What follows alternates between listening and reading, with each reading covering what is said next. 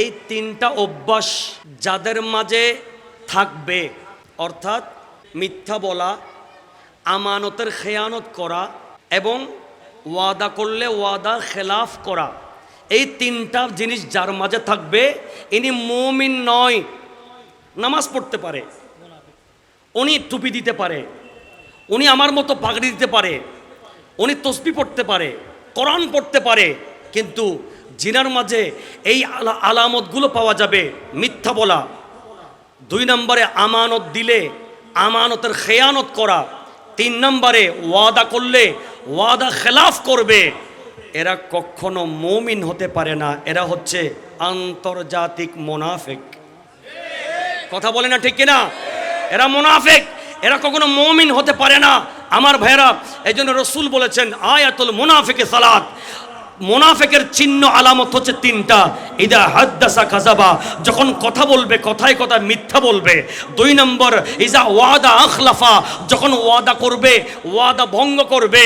ইজা উতুমিনা খানা, যখন আমানত দিবে আমানত খেয়ানত করবে। এই 3টা হচ্ছে মুনাফিকের আলামত, এরা কখনো মুমিন হতে পারবে না। কথা বলেন ঠিক কিনা?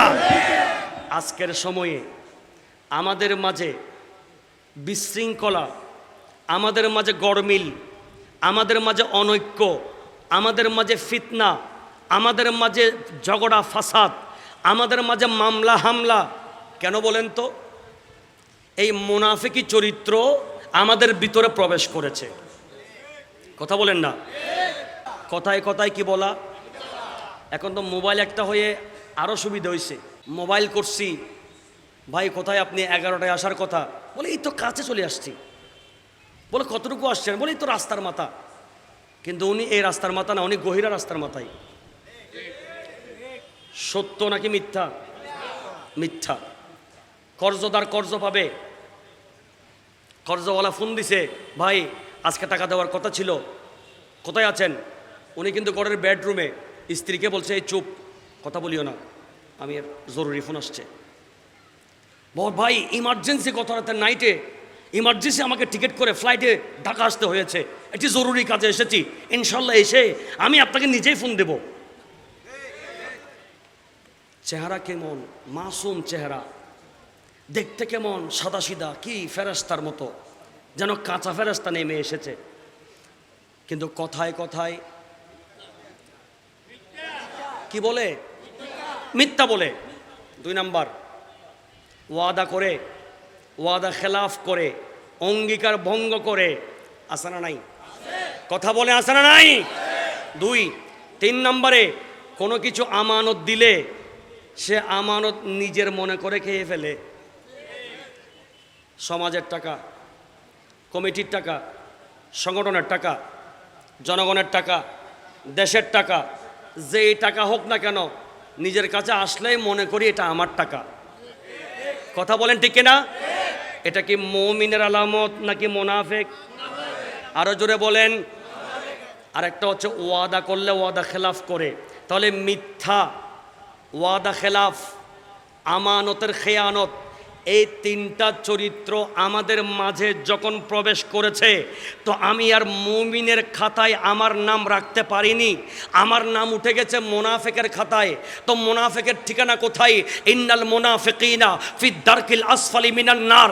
মুনাফিকের ঠিকানা কোথায়? বলে মুনাফিকের ঠিকানা হচ্ছে 7 জাহান্নামের নিচে, 3rd ক্লাস একেবারে জাহান্নাম, যেটা ওখানে হচ্ছে মুনাফিকের ঠিকানা।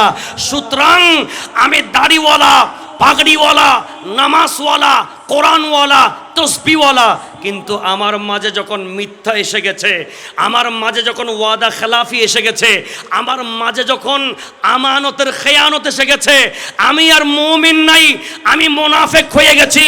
আর এই মুনাফিকি চরিত্রের কারণেই আমরা মুসলমানের ভিতরে আজকে মারামারি দ্বন্দ্ব লেগে আছে। কথা বলেন ঠিক কিনা?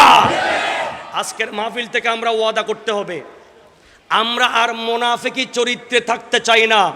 আমরা আমার নবীর জীবন থেকে মুমিন জীবন, ঈমানি জীবন গ্রহণ করতে চাই। রাজি আছেন?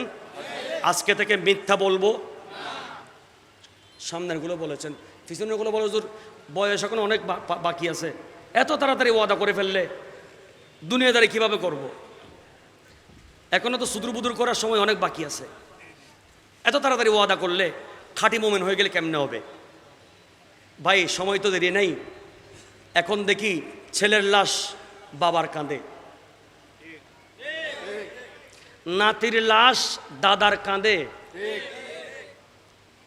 তো আপনি কিভাবে মনে করছেন বুড়াকালে আপনি নামাজ পড়বেন, বুড়াকালে সত্য বলবেন, বৃদ্ধ অবস্থায় গিয়ে আপনি ওয়াদা ঠিক রাখবেন, বৃদ্ধ অবস্থায় খাঁটি মুমিন হবেন, এখন উল্টাপাল্টা চলবেন? কিভাবে মনে করেন?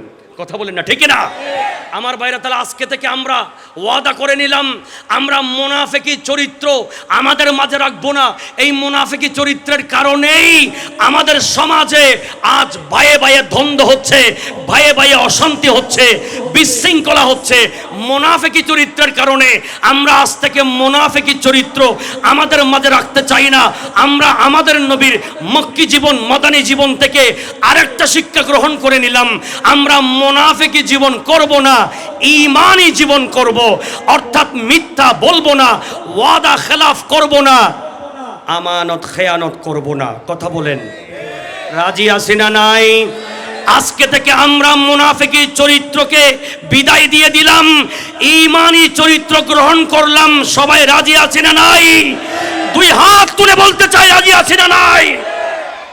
আল্লাহ তৌফিক দেখ। আর একটু বড় করে বলেন আমিন। আমার নবীর মক্কি জীবন থেকে আরেকটা শিক্ষা নিয়ে নিলাম, ভাইয়ে ভাইয়ের মধ্যে সম্পর্ক কিভাবে মধুর হবে যদি আমরা একে অপরের সাথে চিটবাজি না করি, বাটপারি যদি না করি, আমরা যদি একে অপরের সাথে মিথ্যা কথা না বলি, চুগলখড়ি না করি, গীবত না করি, আমরা একে অপরের সাথে যদি বেঈমানি না করি, তাহলেই আমাদের মাঝে সম্পর্ক মধুর থাকবে। কথা বলেন, ঠিক কিনা? আল্লাহ যেন তৌফিক দেন।